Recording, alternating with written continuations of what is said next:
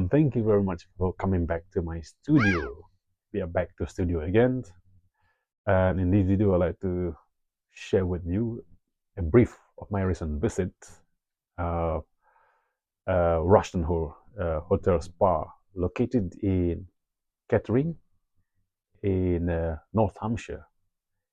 I feel compelled to share with you because it is a majestically beautiful building in the countryside, and currently operated by the Hazelton family, one of the well-known hotelier companies, and which had the building offer so many different kind of luxury treatment, and they get a spa, swimming pool, sauna, beautiful bar, courtyard, and surrounded by this 92 hectares of land, green farmland estate. Basically, you get lakes and everything. It's a must place to visit. And the reason why I mention this is because most people, when they come to England, number one is only to visit London, as if London is the only one to visit in England. In fact, if you go to the countryside in England, there's so many things to see. It's like if you've been to England and you have not visited the countryside, to me, you haven't been to England really. Anyway, there are so many beautiful countryside in England, but why Rushton Hall Spa is because, of course, because I visited it. So I like to share because it does reflect. I like to share traditional classical architecture, and of course, the base of my drawing tutorial, and how related to geometry kind of architecture and geometry drawing method. So these kind of building that I like to visit and I like to share. So I went there last weekend, and I found it. The setting is just beautiful, and it's only about less than an hour from by train to Kettering from King's Cross International train station. The reason why I like to mention it here because it has its own historical significance, architecture significance. The building itself reflects the architecture periods of the Jacobins and Tudor architecture, and it's made of limestone or hamstone, and it was purchased in, yes, to give a bit of a brief of this building. It was purchased in the 1438, I would say. It's about 500 years ago, over 500 years ago, by William Tresham, the well-known Tresham family. And William Tresham, at the time, he was Attorney General to King Henry V, as well as the Speaker in the House of Commons at the time. You see, it seemed to me evidently there are more and more people who, to be rich, to be wealthy at the time, you have to be involved in politics, or lawyer, or connected directly to the royal family at the time. That was the business model to be wealthy at the time. There are more and more of the English aristocrat family, all kind of similar trend at the time, how to be wealthy. But anyway, the building itself, basically the owner of a Catholic family, William Tresham was known for the Catholic family, purchased the estate for like 90 hectares of land. However, the emphasis only to do with the owner. But this is the funny thing, right? The architect is unknown. The designer, the creator of the building is unknown until today. You see how much the architect or the artist is devalued with these precious, beautiful germs, beautiful architecture significance. I like to give a bit of brief because the building is so beautiful to me, despite the value of architecture contribution to this beautiful masterpiece. It held as the Jacobean and Tudor architecture, which is Renaissance time at the time in Italy. The building itself has so many different kind of ownership. Then they passed on to William's son, and different owners 200 years later belong to the Lord Mayor of London at the time, known as the William Cockney in 1614. There's so many different ownership. Even in fact, it's actually purchased by the 200 years after, basically 1800s, purchased by the Hope and Co.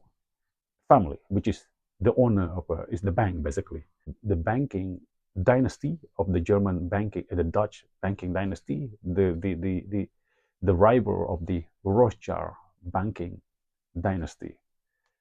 Again, to be rich, you have to be involved with bank. Of course, until today, the bankers are so still rich anyway. But apart from being connected to the royal family, to be politician, there are more things today to be wealthy as opposed to back in the days. Then the building, cut the story short, the ownership seemed to be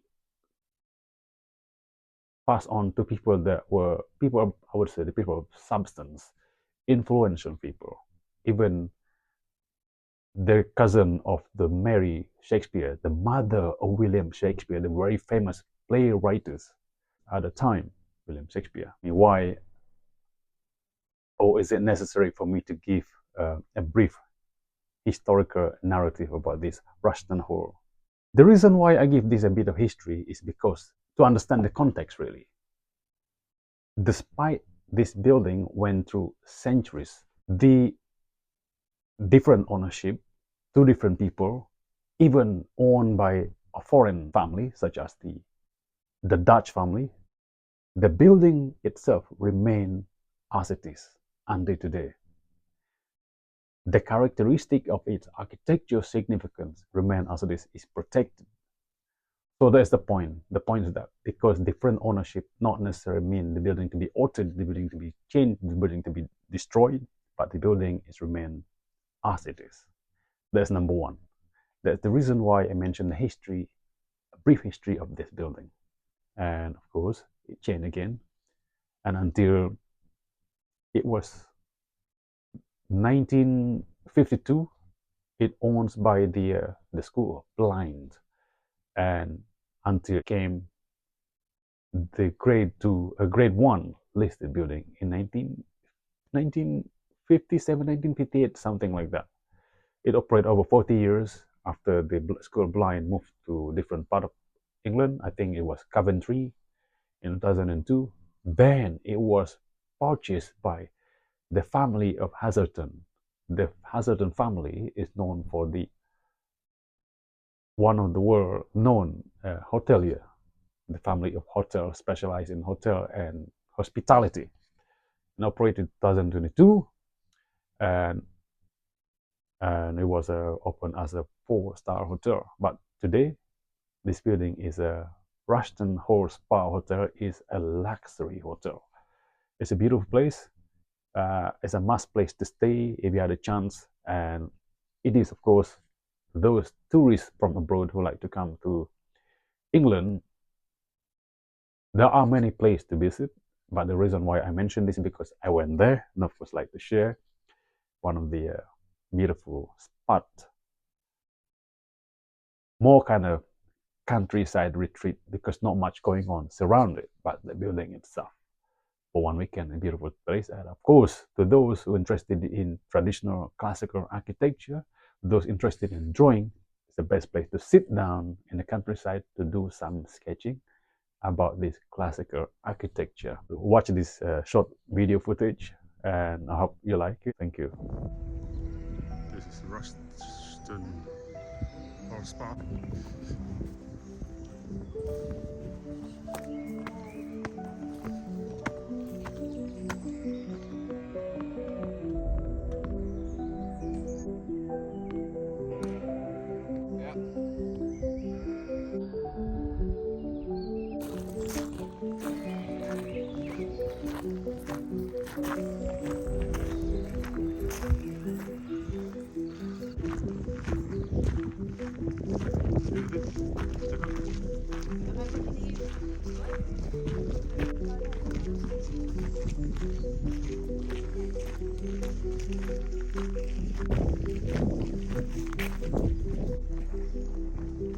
So there's the lake, right?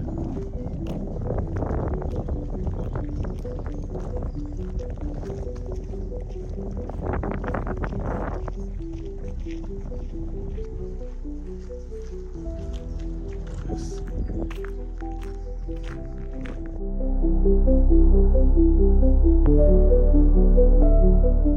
The style, all made of limestone or the hamstone.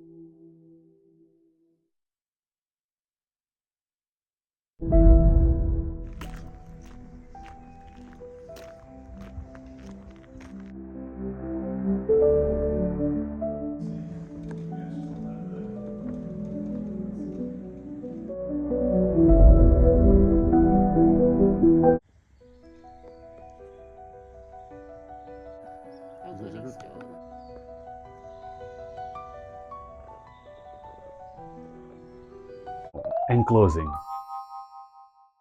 the question is this, right? There's so many different ownerships of this Russian whore. But the thing like to point out here is this.